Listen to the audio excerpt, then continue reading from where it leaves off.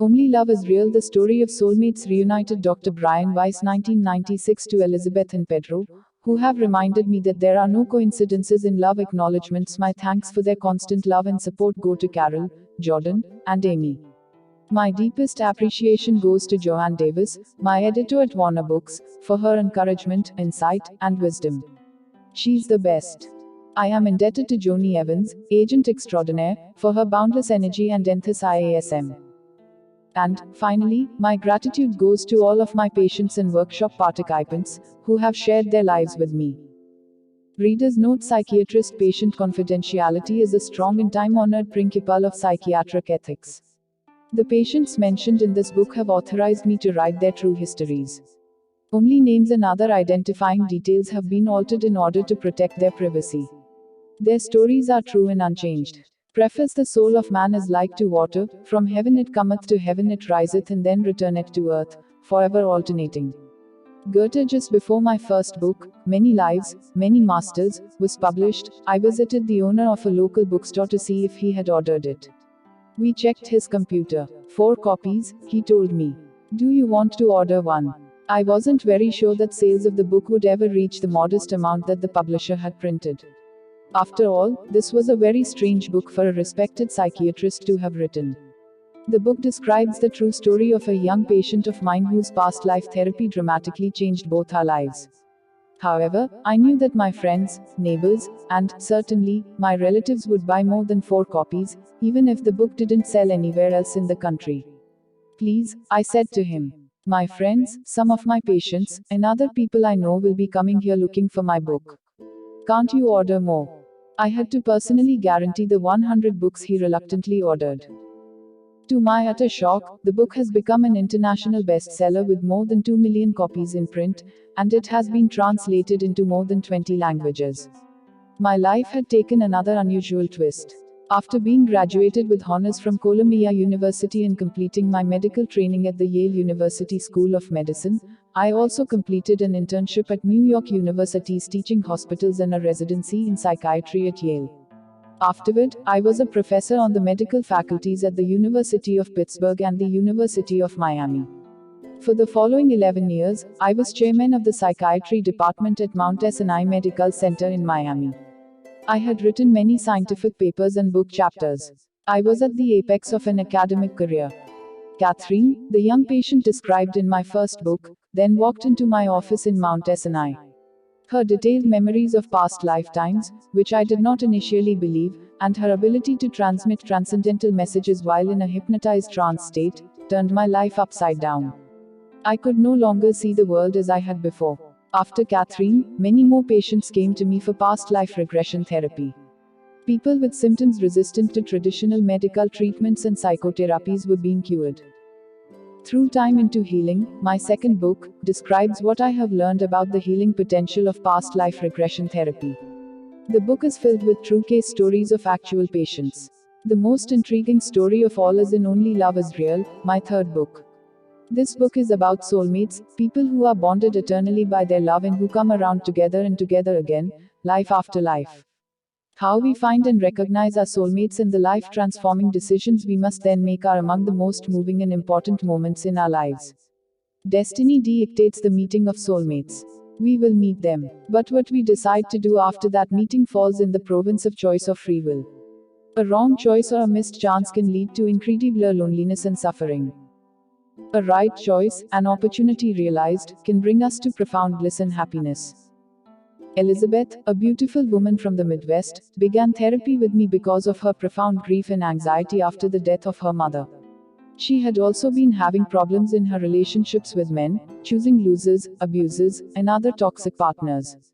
She had never found true love in any male relationship. We began the journey back to distant times, with surprising results. At the same time that Elizabeth was undergoing past life therapy with me, I was also treating Pedro, a charming Mexican who was also suffering from grief. His brother had recently died in a tragic accident. In addition, problems with his mother and secrets from his younger days seemed to be conspiring against him. Pedro was burdened with despair and doubts, and he had no one with whom to share his troubles. He, too, began a search into unkind times to seek solutions and healing.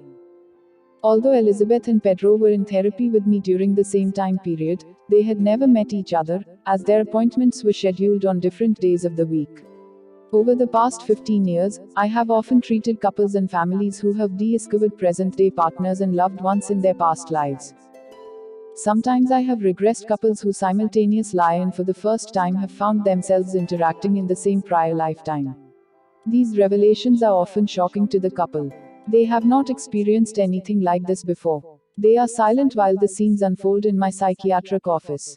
It is only afterward, after emerging from the relaxed, hypnotic state, that they first discover they have been watching the same scenes, feeling the same emotions. It is only then that I also become aware of their past life connections. But with Elizabeth and Pedro, everything was reversed. Their lives, and their lifetimes, were unfolding independently and quite separately in my office. They did not know each other. They had never met. They were from different countries and cultures. Even I, seeing them both separately and having no reason to suspect a link between them, did not make a connection. Yet they seemed to be describing the same past lifetimes with stunning similarity of detail and emotion. Could they have loved each other and lost each other across lifetimes? In the beginning, none of us was aware of the gripping drama that had already begun to unfold in the unsuspecting serenity of my office. I was the first to discover their connection. But now what? Should I tell them? What if I were wrong? What about patient-doctor confidentiality? What about their current relationships?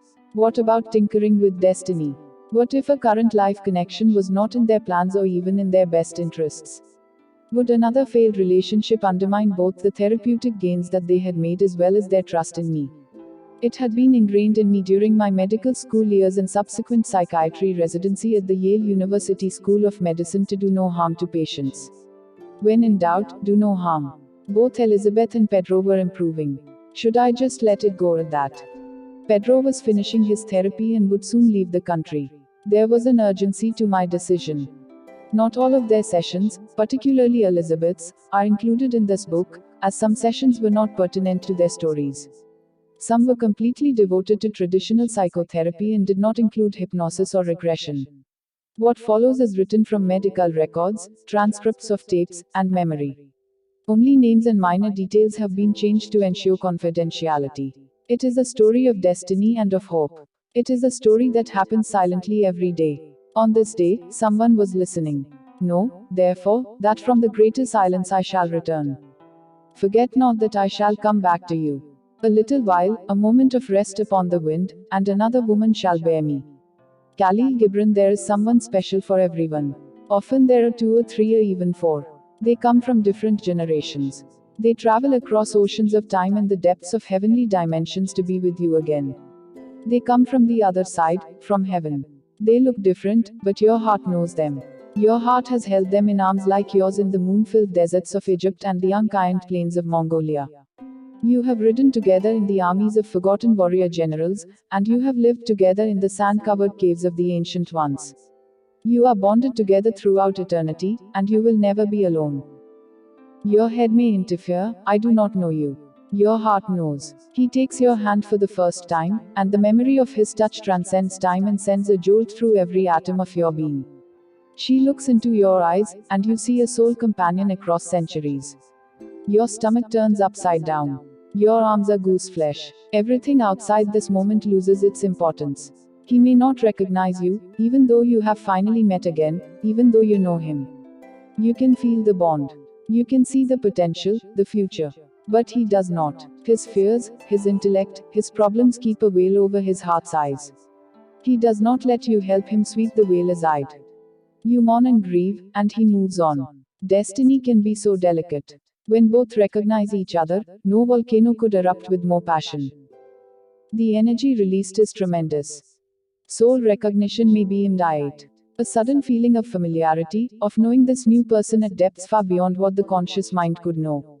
At depths usually reserved for the most intimate family members. Or even deeper than that. Intuitively knowing what to say, how they will react. A feeling of safety and a trust far greater than could be earned in only one day or 1 week or 1 month. Soul recognition may be subtle and slow. The dawning of awareness as the veil is gently lifted. Not everyone is ready to see right away. There is a timing at work, and patience may be necessary for the one who sees first. You may be awakened to the presence of your soul companion by a look, a dream, a memory, a feeling. You may be awakened by the touch of his hands or the kiss of her lips, and your soul is jolted back to life. The touch that awakens may be that of your child, of a parent, of a sibling, or of a true friend. Or it may be your beloved, reaching across the centuries, to kiss you once again and to remind you that you are together always, to the end of time. My life as I lived it had often seemed to me like a story that has no beginning and no end. I had the feeling that I was a historical fragment, an excerpt for which the preceding and succeeding text was missing. I could well imagine that I might have lived in former centuries and there encountered questions I was not yet able to answer, that I had to be born again because I had not fulfilled the task that was given to me. Young, tall, thin, and attractive with long blonde hair, Elizabeth had sad blue eyes with specks of hazel in them. Her melancholy eyes overpowered her loose navy blue business suit as she sat nervously in the large white leather reclining chair in my office. Elizabeth felt compelled to see me, searching for hope after reading many lives, many masters, and identifying with Catherine, the book's heroine, on many levels. I don't know much about why you're here, I commented, breaking the usual impasse at the beginning of therapy. I had briefly glanced at the information sheet all new patients fill out. Name, age, referral source, chief complaints and symptoms. Elizabeth had listed grief, anxiety, and sleep disturbance as her major maladies. As she began to talk, I mentally added relationships to her list. My life is such a mess, she stated. Her history began to pour out, as if it were finally safe to talk about these things. The release of pent-up pressure was palpable. Despite the drama of her life story and the depths of emotion lying just under the surface of her telling it, Elizabeth quickly minimized its importance. My story is not nearly as dramatic as Catherine's, she said. There won't be any book about me. Her story, dramatic or not, flowed forth. Elizabeth was a successful businesswoman with her own accounting firm in Miami. 32 years old, she was born and reared in rural Minnesota. She grew up on a large farm with her parents, an older brother, and many animals. Her father was a hardworking, stoical man who had great difficulty expressing his emotions. When he did display emotion, it was usually anger and rage. He would lose his temper and lash out impulsively at his family, sometimes striking her brother. The abuse Elizabeth received was only verbal, but it hurt her greatly. Deep within her heart, Elizabeth still carried this childhood wound. Her self-image had been damaged by her father's condemnations and criticisms.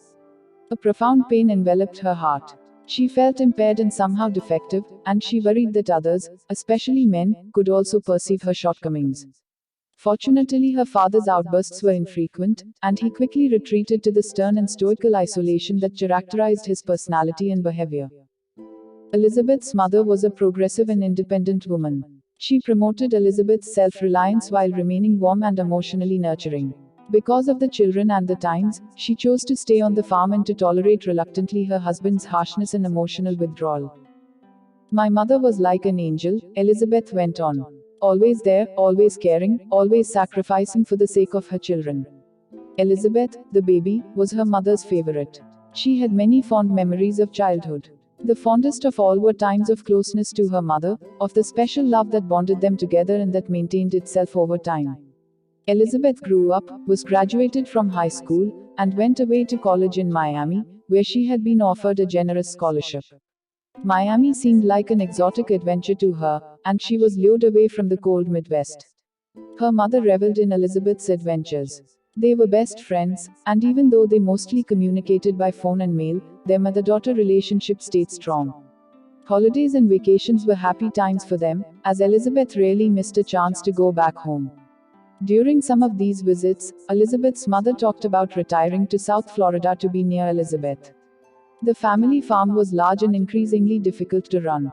They had saved a considerable amount of money, an amount augmented by her father's frugality. Elizabeth looked forward to living near her mother again. Their nearly daily contacts would no longer have to occur by telephone. So Elizabeth stayed in Miami after college. She started her own accounting firm, which was slowly building. Competition was keen, and the work absorbed great chunks of her time. Relationships with men added to her stress. Then disaster struck. Approximately 8 months prior to her first appointment with me, Elizabeth was devastated because of her mother's death from pancreatic cancer. Elizabeth felt as if her own heart had been torn apart and ripped out by the death of her beloved mother. She was having an enormously difficult time resolving her grief. She couldn't integrate it, couldn't understand why this had to happen. Elizabeth painfully told me about her mother's courageous battle with the virulent cancer that ravaged her body. Her spirit and her love remained untouched. Both women felt a profound sadness. Physical separation was inevitable, quietly but persistently approaching. Elizabeth's father, grieving in anticipation, grew even more distant, wrapped in his solitude. Her brother, living in California with a young family and a new business, kept a physical distance. Elizabeth traveled to Minnesota as often as possible. She had no one with whom to share her fears and her pain. She did not want to burden her dying mother any more than was absolutely necessary. So Elizabeth kept her despair inside, and each day felt increasingly heavy. "I will miss you so much. I love you," her mother told her. "The most difficult part is leaving you. I'm not afraid of dying. I'm not afraid of what awaits me. I just don't want to leave you yet." As she grew weaker and weaker, her mother's resolve to stay longer gradually diminished. Death would be a welcome relief from the debility and the pain.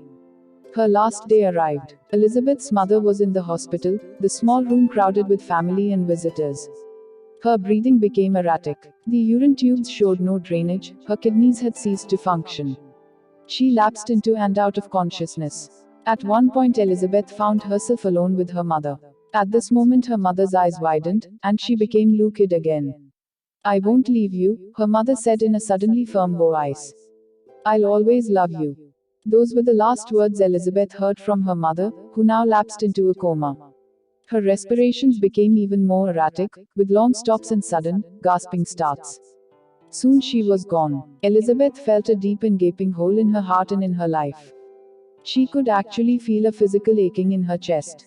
She felt she would never be completely whole again. Elizabeth cried for months. Elizabeth missed the frequent phone calls with her mother. She tried calling her father more often, but he remained withdrawn and had very little to talk about. He would be off the phone within a minute or two. He was not capable of nurturing or comforting her. He also was grieving, and his grief isolated him even more. Her brother in California, with his wife and 2 young children, was also devastated by his mother's death, but he was busy with his family and career. Her grief began to evolve into a depression with increasingly significant symptoms. Elizabeth was having problems sleeping at night. She had difficulty falling asleep and she would awaken much too early in the morning, unable to fall back to sleep. She lost interest in food and began losing weight. She had a noticeable lack of energy. She lost enthusiasm for relationships, and her ability to concentrate became increasingly impaired. Before her mother's death, Elizabeth's anxiety consisted mainly of job stresses, such as deadlines and difficult decisions. She was also anxious at times about her relationships with men, with how she should act and what their responses would be. Elizabeth's anxiety levels increased dramatically after the death of her mother. She had lost her daily confidant and advisor, her closest friend. She had lost her primary source of guidance and support. Elizabeth felt disoriented, alone, adrift. She called for an appointment. Elizabeth came into my office hoping to find a past life in which she had been together with her mother or to contact her in a mystical experience. In books and lectures, I have talked about people in meditative states having such mystical encounters with loved ones. Elizabeth had read my first book, and she seemed aware of the possibility of these experiences. As people open up to the possibility, even the probability, of life after the death of the physical body, of the continuation of consciousness after leaving the physical body, they begin to have more of these mystical experiences in dreams and in other altered states of consciousness. Whether these encounters are real or not is difficult to prove. But they are vivid and filled with feeling. Sometimes the person even becomes aware of specific information, facts or details that were known only to the deceased. These revelations from spiritual visits are difficult to ascribe solely to imagination. I believe now that such new knowledge is obtained, or visits are made, not because people wish this to happen, not because they need it, but because this is the way contacts are made. Often the messages are very similar, especially in dreams. "I'm alright. I'm fine. Take care of yourself. I love you." Elizabeth was hoping for some type of reunion or contact with her mother. Her heartache needed some balm to ease the constant pain. More of her history emerged during this first session. Elizabeth had been married for a brief period of time to a local contractor, who had 2 children by a previous marriage. Although she was not passionately in love with this man, he was a good person, and she thought that this relationship would bring some stability into her life. But passion in a relationship cannot be artificially created. There can be respect, and there can be compassion, but the chemistry has to be there from the start. When Elizabeth discovered that her husband was having an extramarital affair with someone who could provide more excitement and passion, she reluctantly left the relationship. She was sad about the breakup and sad to leave the 2 children, but she did not grieve because of the divorce. The loss of her mother was much more severe. Because of her physical beauty, Elizabeth found it easy to meet and date other men after the divorce. But none of these relationships had fire either. Elizabeth began to doubt herself, to try to find where within herself the fault lay in her inability to establish good relationships with men. What is wrong with me? She would ask herself. And her self-esteem would deepen another notch. The barbed arrows of her father's painful critic ISMS during her childhood had left wounds in her psyche. The failed relationships with men rubbed salt in these wounds. She began a relationship with a professor at a nearby university, but he could not commit to her because of his own fears. Even though there was a strong feeling of tenderness and understanding, and even though the two communicated very well, his inability to commit to a relationship and to trust his feelings doomed that relationship to a quiet and unspectacular ending. Some months later, Elizabeth met and began dating a successful banker.